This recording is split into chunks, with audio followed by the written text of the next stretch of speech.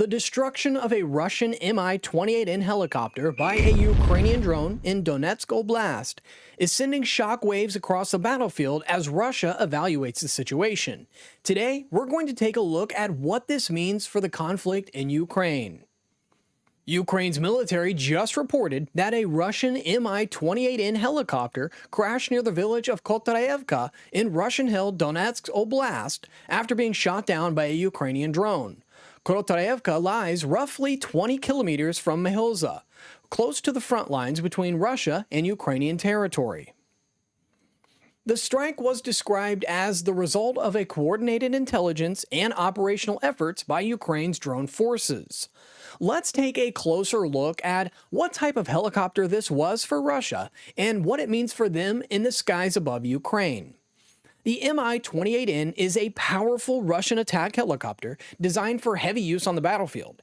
It's commonly used as a workhorse for the Russian military, especially in heavy combat. It is armored, it's heavily armed, and it's intended for precisely the kind of battlefield roles where it targets infantry, armored vehicles, and other high-value assets.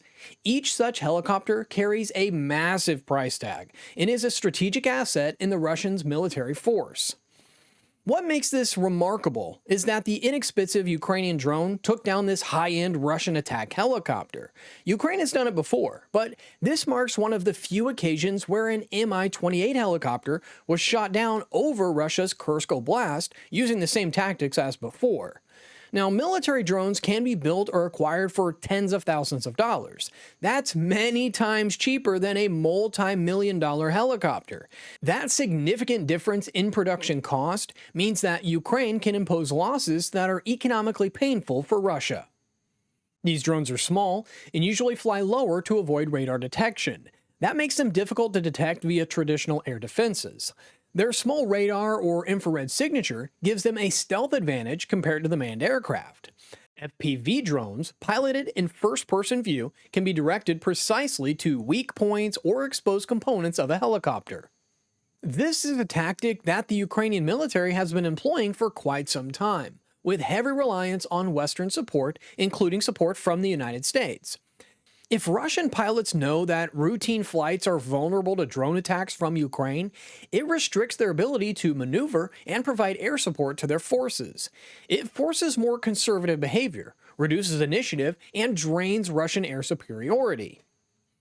The Ukrainian military's claim that this strike was backed by coordinated intelligence shows that they're integrating drone operations with human reconnaissance, with large assistance from Western allies. But the fact that Ukraine has demonstrated the ability to take out expensive, hardened Russian assets with their drones shifts the battlefield to their favor to some extent. This is why momentum has finally shifted towards Ukraine after years of stalemate and lost territory. Each downed helicopter or damaged air asset requires replacement, repair, or spare parts. This is incredibly difficult for Putin and the Russian military to replenish while crippling sanctions are in effect. And it's one reason that some observers believe that Putin may be forced into a vulnerable position where he may be willing to negotiate an end to the war. Every time Ukraine scores a high-profile hit, it boosts Ukrainian morale and undermines Russian narratives of invincibility. It means that Putin has to think twice about what goes on. Helicopters often serve in reconnaissance, aerial observation, command and control platforms, or rapid response units. Losing or limiting them weakens Russia's situational awareness and responsiveness on contested fronts. Now, this success may encourage Ukraine to scale up its FPV drone program, invest in more payload capacity, swarm tactics, and defense suppression applications. Russia, in turn, will need to invest rapidly in counter-drone tech, which could divert attention and funds from other fronts. The war in Ukraine has already been called a testing ground for modern warfare, including drones, electronic warfare, cyber, satellites, precision missiles, AI, and more. This FPV strike is part of that narrative. The US and NATO must see this and double down on advanced unmanned systems and counter-drone tech. And Russia now must allocate more resources to anti-drone defenses, counterintelligence, and more robust air defenses for its aerial assets. that can stretch its already strained military-industrial base. In other words, Ukraine forces Russia to fight on multiple fronts: ground, air, cyber, and counter-drone. Territorially, the front line in Donetsk and neighboring regions remains contested.